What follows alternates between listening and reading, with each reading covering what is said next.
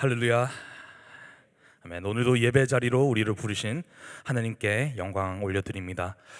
저는 저희 교역자들 중에서 두 번째로 한국말을 못하는 박스캇 전도사라고 합니다. 네. 사실 오늘 무리한 요구라는 제목을 다시 생각하면서 사실 제가 이 교회에서 사역을 시작한 지 1년 정도밖에 안 됐는데 다른 전도사분들은 한 4, 5년, 6년, 7년 그렇게 사역을 하시고서는 이 자리에 올라오셨는데 저는 1년밖에 되지 않은 시점에서 이 자리에 올라오니 너무나도 무리한 요구가 아니고 너무나도 기쁨입니다. 네, 잠깐 기도하고 말씀 들어가도 괜찮을까요? 기도하시겠습니다. 아버지,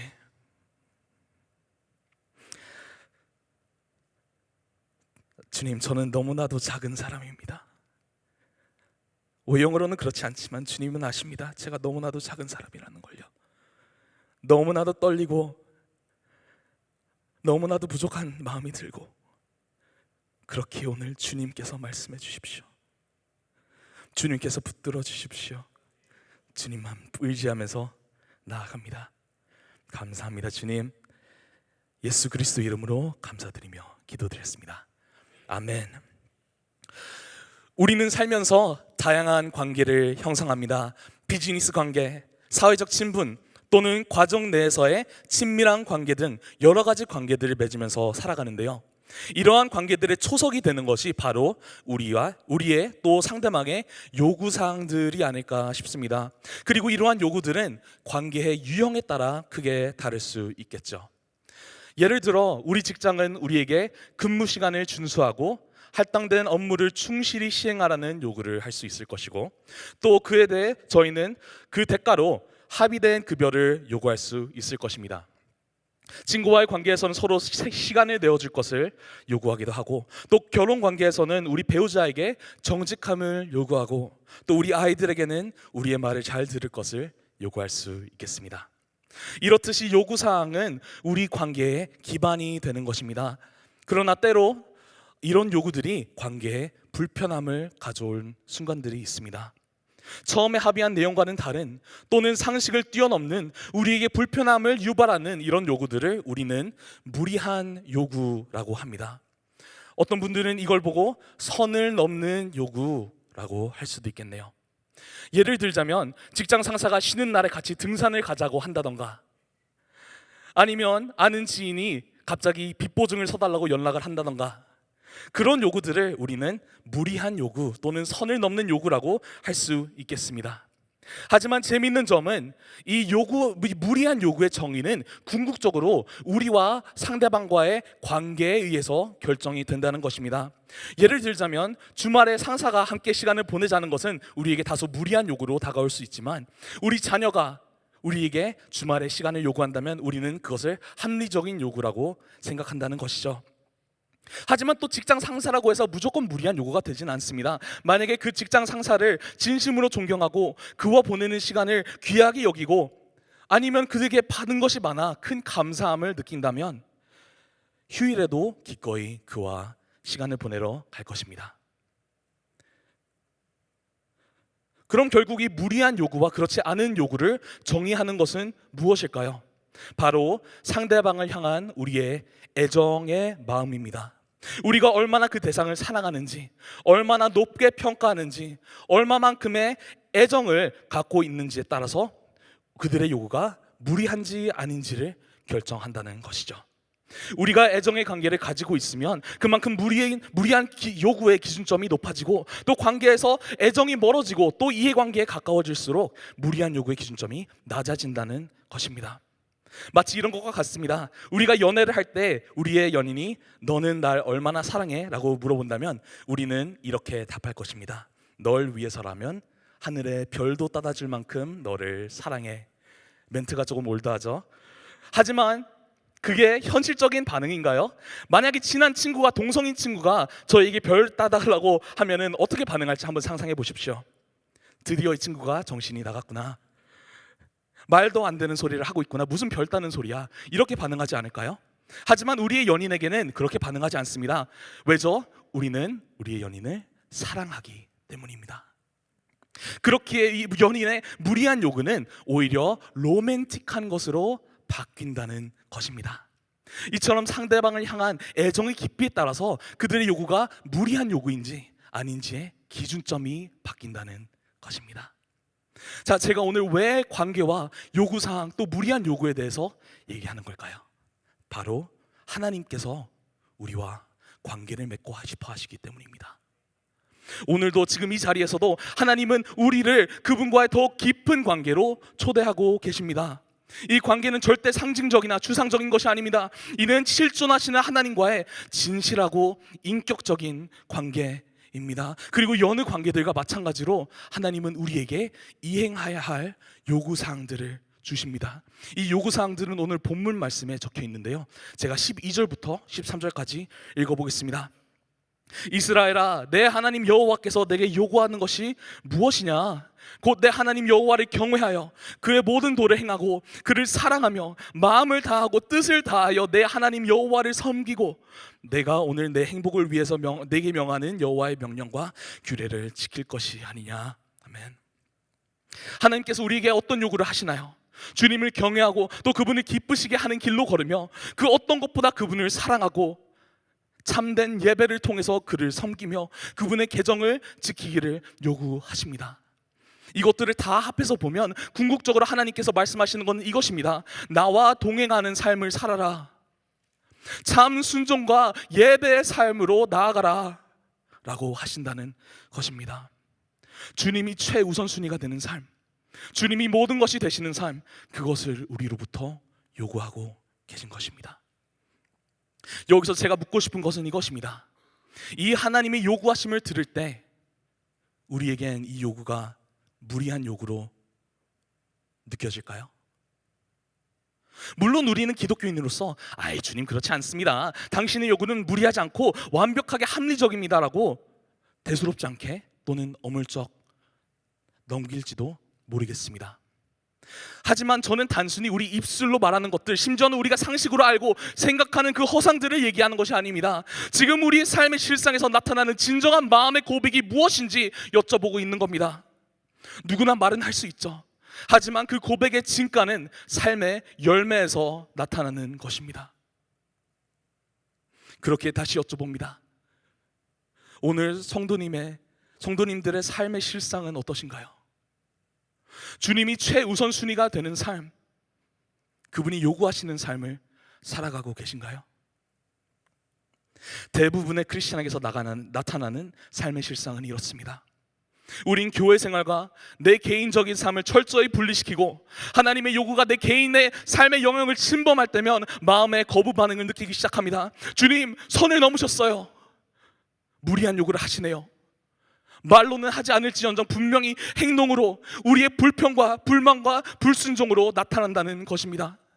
내 마음속의 기준으로는 하나님께는 여기까지 드릴 수 있어라고 선을 긋고 그 이상은 드리기 꺼려한다는 것입니다. 그리고 대부분의 썬데이 크리스찬들이 그 선을 주일 예배 참석에 그을지도 모르겠습니다. 아니면 식사 전 15초의 기도 시간에 그을 수도 있겠죠. 하지만 대부분은 딱 거기까지만 주님께 할당합니다. 그런가 하면 우리 성도님들처럼 주님을 사모하는 마음이 있는 분들도 분명 계십니다. 이 귀한 금요일 저녁 시간에 또는 주중 새벽 기도에 토요일 중보까지도 하나님께 기쁘게 드리는 분들이 있습니다. 오늘 나오신 모든 분들 하나님께서 기뻐하심을 믿습니다. 하지만 하나님께서 우리에게 그 이상을 요구하신다면 어떨까요? 우리가 마음속으로 이 정도면 됐지 하고 그은 선을 하나님께서 넘고자 하신다면 우리는 어떻게 반응할까요? 우리는 성경에서 이 하나님의 요구에 반응한 한 사람의 이야기를 볼 수가 있습니다. 그는 그 지역에서 명망 있는 사람이었습니다. 어린 나이에 엄청난 부를 축적하면서 하나님께로부터 복을 받는 사람이라고 여기셨고 또 지역의 관원으로서 인망 있는 사람이었습니다. 젊은데 사회적 지위도 있고 돈도 많다. 사람들은 그를 보고 이렇게 말했을지도 모릅니다. 내가 다시 태어난다면 저 사람으로 태어나고 싶다. 그리고 아이들에게도 얘기했을지 모릅니다. 너는 커서 저분처럼 돼야 한다. 하지만 더 대단한 것은 그 어린 나이에 부를 축적했음에도 그 마음속에 영생에 대한 갈망이 있었다는 겁니다. 하나님의 것들을 향한 마음이 있었다는 거죠. 그렇게 그 부자 청년은 예수님께 나와 무릎을 꿇고 말합니다. 선한 선생님이여, 내가 무엇을 하여야 영생을 얻으리까? 그에 예수께서는 답하십니다. 왜 나를 보고 선하다 하느냐? 하나님 한 분 외에는 선하신 분이 없다. 무슨 말씀이냐? 그걸 왜 나한테 물어보냐? 하나님께서 하신 말씀을 보면 네가 알 수 있지 않겠냐? 그리고선 하나님의 말씀을 그에게 선포하십니다. 네가 이미 이 계정들을 알고 있지 않니? 살인하지 말고, 속여서 이득을 취하지 말고, 거짓말하지 말고, 부모를 공경하고, 이미 알고 있잖아. 이것들을 너는 지키고 있니? 그리고 그 젊은이가 대답합니다. 선생님, 이미 어려서부터 저는 이것들을 모두 지켰습니다. 이 청년은 그 시대의 유대인들이 그랬듯 어려서부터 율법을 공부하고 준수했을 것입니다. 그 시대의 종교인들의 전통에 따라서 살았던 이 청년은 자신은 하나님이 요구하시는 것들을 잘 이행하고 있다고 생각했을지도 모르겠습니다. 하지만 이 청년은 이 율법의 본질을, 이 율법들을 주신 하나님의 마음의 중심을 알지 못했던 것 같습니다. 하나님께서는 그저 전통을 따르는 모습의 신앙이 아니라 하나님이 중심이 되신 삶을 이 청년으로부터 요구하셨던 거지만, 이 청년은 그저 이 정도만 말씀 지키면 됐겠지, 이 정도 계명을 내가 지키면 됐겠지 라고 생각했던 것 같습니다. 이 청년의 모습을 볼 때 마치 오늘날 수많은 기독교인을 보는 것 같습니다. 적당히 착하게 살면 되겠지, 담배 안 피고 술도 적당히 하고 주일 예배 드리고 큰 죄만 짓지 않게 적당히 조심하면 되겠지, 그 정도면 하나님도 괜찮다고 하시겠지, 난 썩 괜찮은 크리스찬이야 라고 하며 살아가는 수많은 사람들의 모습이요. 마음의 중심은 뭐가 된들 상관치 않은 채 그리스도인의 구색만 갖춘 것에 만족하며 살아가는 모습들 말입니다. 그러나 주님께서는 그 청년의 본질을, 마음의 중심이 되는 것을 꿰뚫어 보셨습니다. 그리고 사랑을 담아 말씀하십니다. 그래, 하지만 너에게 아직 한 가지 부족한 게 있어. 네가 가진 모든 것을 팔고 가난한 사람들에게 나눠줘라. 그리고 나를 따라와. 예수님께서는 청년에게 이렇게 말씀하신 겁니다. 너의 마음의 중심이 있는 그 재물을 향한 사랑을 내 앞에 내려놓아라. 너의 재물보다 나를 사랑하고 나를 선택해라. 우리는 이 이야기가 어떻게 끝나는지 너무나도 잘 알고 있습니다. 그 부자 청년은 부자로 남기를 선택했습니다. 마음의 슬픔이 분명 있었지만, 근심했지만 뒤를 돌아서 그 이전 삶으로 돌아갔습니다. 그의 많은 재물을 지키고자 예수님의 부르심을 포기했다는 것입니다. 그는 그저 율법을 지키는 것이 하나님의 그의 삶에 향한 요구라고 생각을 했습니다. 그리고 그가 그 율법을 지킬 때 그 주변 사람들은 분명히 그를 칭찬하고 격려했을 것입니다. 와, 저 사람을 봐, 율법도 열심으로 지키고 재물도 많고 정말 본받을 게 많은 사람이야. 그렇기에 그는 거기까지는 할 수 있었습니다. 전심으로 하나님을 위함이 아니었더라도 그저 사람들에게 인정받고 싶은 신령한 사람으로 보이고 싶은 그 욕구를 채우기 위해서라도 그렇게 했습니다. 그러나 주님께서 그 마음의 중심을 흔드셨을 때 그는 더 이상 나아갈 수 없었습니다. 그 안에 분명 영생을 향한 갈망이 있었음에도, 하나님의 것을 향한 갈망이 있었음에도 그 재물을 더 사랑했기 때문입니다. 그렇게 마음의 중심이 되고자 하셨던 주님의 요구는 그에게 무리한 요구였던 것입니다. 사랑하는 성도 여러분, 우리의 신앙은 어떤가요? 혹시 따르기 기뻐하는 부분만, 우리가 마음속으로 합리적이라고 생각하는 부분들은 이해하지만 그 이상을 요구하신다면 우리는 마음속으로 거부하지 않나요? 단문만 빼먹고 쓴맛이 느껴지면 우리는 그냥 뱉어버리지 않느냐는 겁니다. 하나님께서 주시는 복은 기뻐하면서 그분께서 주시는 책임은 지기를 불편해하지는 않으시나요? 하나님께서 우리 마음의 중심을 요구하실 때 우리는 그것을 무리한 요구로 치부해버리지 않느냐는 것입니다. 만약 오늘 하나님께서 그 청년에게 했던 것처럼 저희에게 말씀하신다면 무엇을 내려놓으라 하실까요? 너의 비즈니스에서 속여 이득을 취하지 말고 정직함으로 내게 영광을 돌려라. 네 자녀를 주일날 다른 활동 보내지 말고 먼저 주일 성수를 하게 해라. 네 마음속에 미워하는 사람들, 너와의 갈등으로 인해서 사이가 틀어진 사람들, 그 사람들을 용서하고 그들을 위해서 기도해라.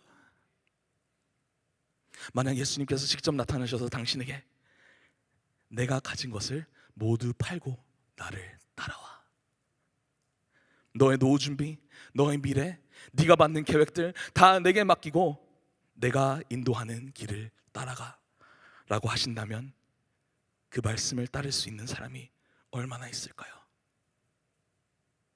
내가 사랑하는 이 세상의 것들을 내려놓으라고 하신다면 우리는 어떻게 반응할까요? 하나님의 부르심의 실상은 이렇다는 것입니다. 우리의 일부가 아니라, 우리가 드리고자 하는 것만이 아니라 우리의 전부를 요구하십니다. 우리의 미래, 재정, 직업, 노후, 자녀들, 심지어는 미국에 품고 온 아메리칸 드림까지 하나님은 우리에게 전부를 요구하십니다. 그리고 말씀하시죠. 아들아, 딸아, 내가 이것보다 나를 더 사랑하느냐? 내가 너한테 이것들을 포기하라고 하면, 이 세상의 관습을 따르지 않고 온전히 나만 바라보고 의지하라고 한다면 너는 그렇게 할 수 있니? 그리고 대부분의 크리스찬들은 거기서 선을 긋습니다. 하나님, 제게 너무 많은 것을 요구하시는 것이 아닙니까? 저 인간이 먼저 저를 무시했는데 제가 왜 그 인간을 사랑해야 한다는 건가요? 다른 사람들은 다 이렇게 장사하는데 원래 이 바닥이 이런데 왜 저만 정직하게 하시라는 건가요? 다른 집 아이들은 다 주말에 뭔가 하는데 그 귀한 시간에 제 아이만 예배를 나오라고요? 제 아이만 도태되면 어떻게 하시려고요? 하나님 말씀대로 했다가 제가 손해보면 어떡해요? 하나님을 위해서 살았다가 제가 얻은 부, 제가 얻은 명성, 이것들을 다 잃게 되면 어떡해요? 제 삶이 불편해지면 어떡해요? 그러니 제게 더 이상 요구하지 마세요. 성도 여러분, 우리는 오늘 주님 앞에서 정말로 정직해 봐야 할 필요가 있습니다. 우리 삶에서 나타나는 실상은 이렇습니다. 우리는 하나님보다 세상의 것들을 더 사랑할 때가 많습니다. 우리들은 하나님이 우리를 어떻게 생각하시는지보다 우리 세상이, 이 세상이 우리 직장에서 우리를 어떻게 생각할지 더 걱정하고는 합니다. 우리는 하나님이 우리 마음에 있는 것들, 우리가 사랑하는 것들을 내놓으라고 하실까봐 두려워합니다.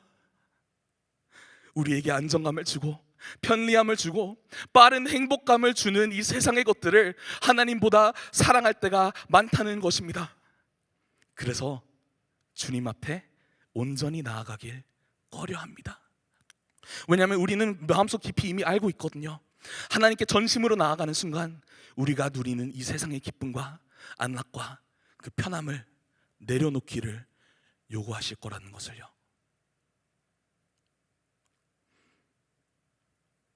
중등부, 고등부에서는 아이들에게 이렇게 가르치고 있습니다.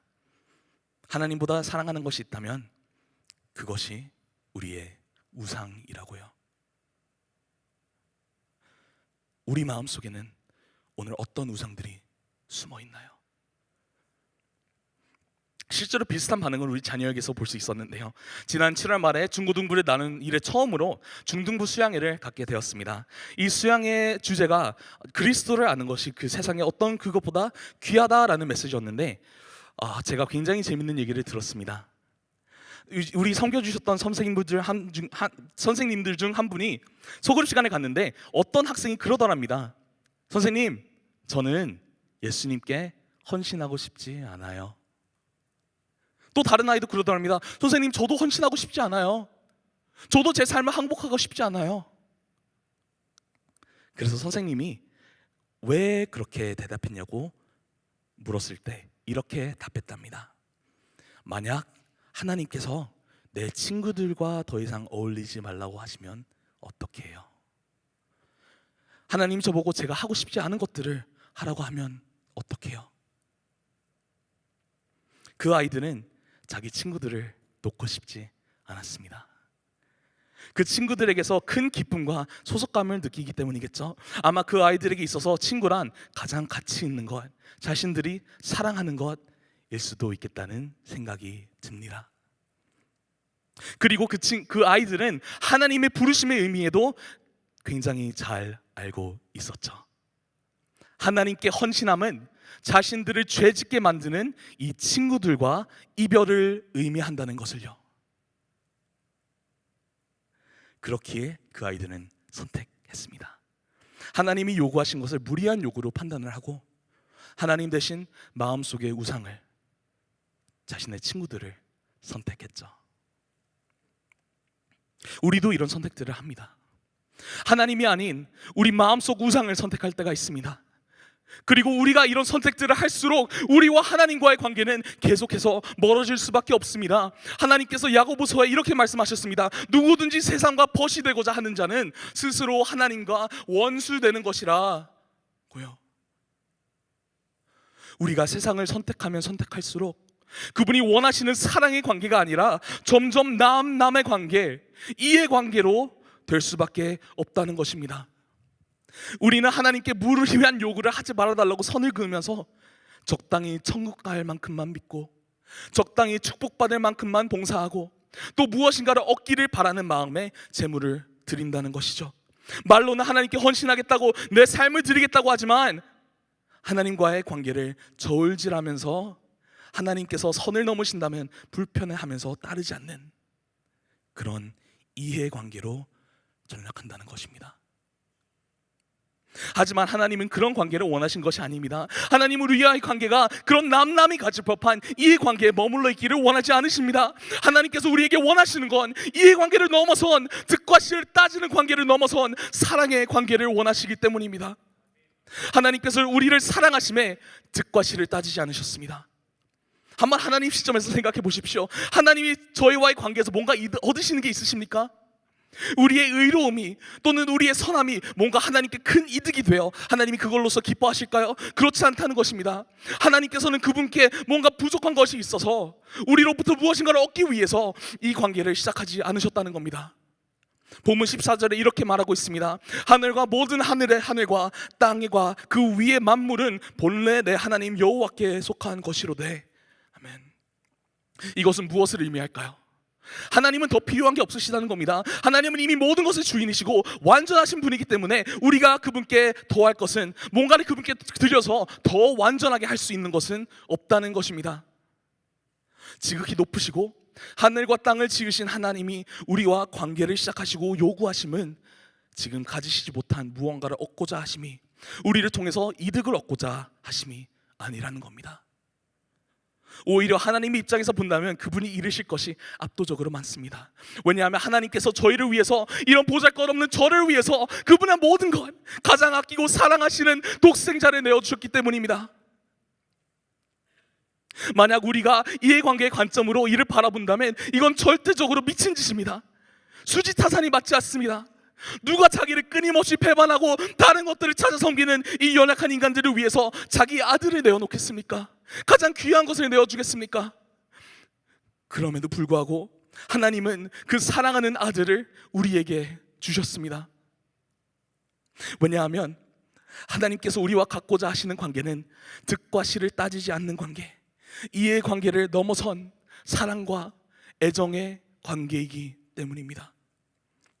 그리고 그분의 요구하심은 뭔가를 얻고자 하심이 아닌 우리를 사랑하셔서 그분과의 관계를 통해 진정한 자유와 한없는 사랑을 우리에게 부어주기를 원하시기 때문입니다. 15절 말씀 보겠습니다. 여호와께서 오직 내 조상들로 기뻐하시고 그들을 사랑하사 그들의 후손인 너희를 만민 중에서 택하셨음이 오늘과 같으니라. 하나님께서는 이스라엘 백성들을 사랑하셨고 선택하셨습니다. 그리고 여기 계신 모든 분들 또한 하나님께서 사랑으로 선택하신 분들임을 믿습니다. 그걸 어떻게 하느냐? 십자가의 보혈이 그것을 입증하기 때문입니다. 우리가 하나님을 알기도 전에 우리가 그분보다 다른 것을 더 사랑할 것이라는 것을 이미 아시고도 우리를 너무나도 사랑하셔서 육체를 입고 이 땅에 오셔서 고난을 받으시고 우리가 받아 마땅한 진노의 잔을 대신 받아주심으로써 그 큰 사랑을 나타내 보이셨다는 것입니다. 그렇게 우리는 하나님이 요구하시는 것을 하기 싫지만 해야 하는 것이 아니라 사랑하는 아버지의 부르심으로 봐야 한다는 것입니다. 주님께서 우리에게 요구하시는 것들, 그를 경외하고 따르고 사랑하며 섬기고 순종하라고 하심은 우리를 사랑하시는 마음에서 비롯된 아버지의 부르심이라는 것입니다. 우리가 이 요구들에 순종하며 살아갈 때 참 자유, 참 목적, 참 사랑을 우리로 누리게 하시고 궁극적으로 저희가 그분 안에서 참 행복을 찾기를 원하신다는 것입니다. 13절에 이렇게 말씀하십니다. 내가 오늘 내 행복을 위하여 내게 명하는 여호와의 명령과 규례를 지킬 것이 아니냐. 아마 부모님들은 이 마음을 이해할 수 있을 것 같습니다. 저는 자녀가 없지만 우리 중등부 아이들을 제 아이라고, 제 동생이라고 생각하면서 함께 걸어가고 있습니다.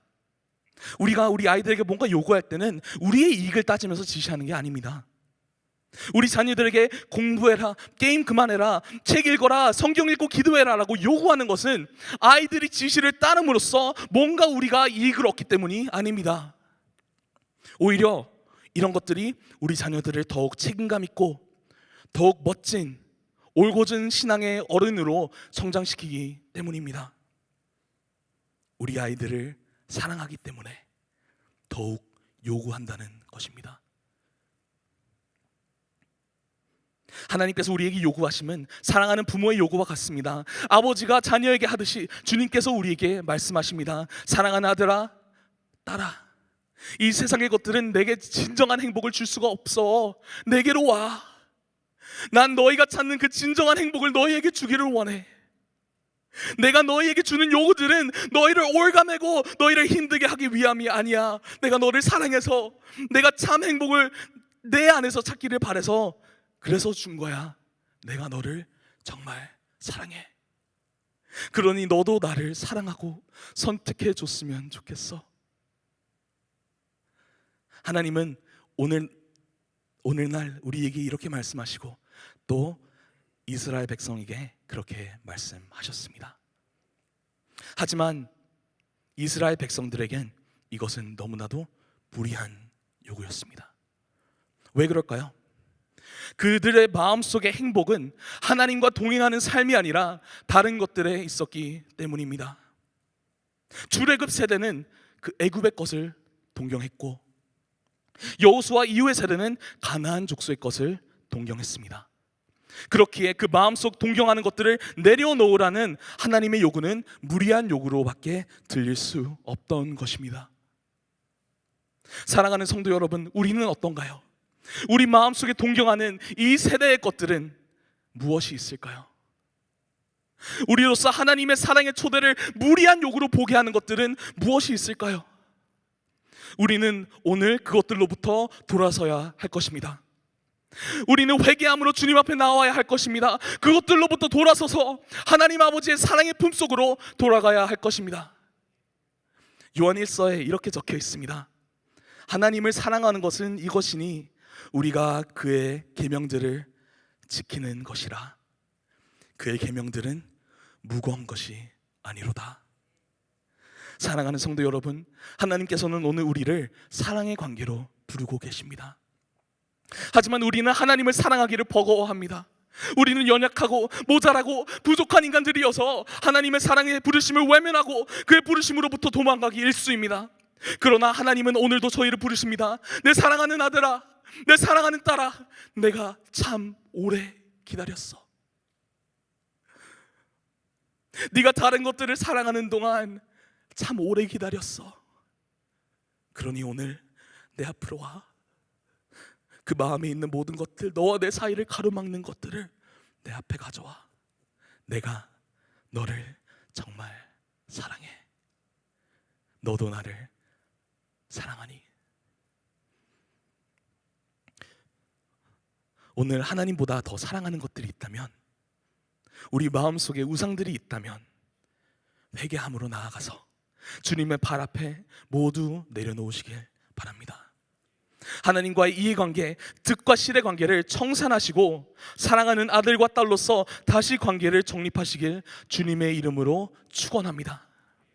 우리가 아직 죄인이었을 때 모든 것을 내어주신 아버지 하나님의 사랑을 원동력 삼아 주님과의 사랑의 관계가 더욱더 깊어지시길 간절히 소망합니다. 우리가 하나님을 진심으로 사랑하고자 몸부림칠 때, 마음의 중심을 온전히 주님께 드리고자 예배의 자리로 나아갈 때, 주님께서 우리에게 요구하시는 것들이 더 이상 무리한 요구가 아니라 사랑으로 가득 찬 초대가 되리라 믿습니다.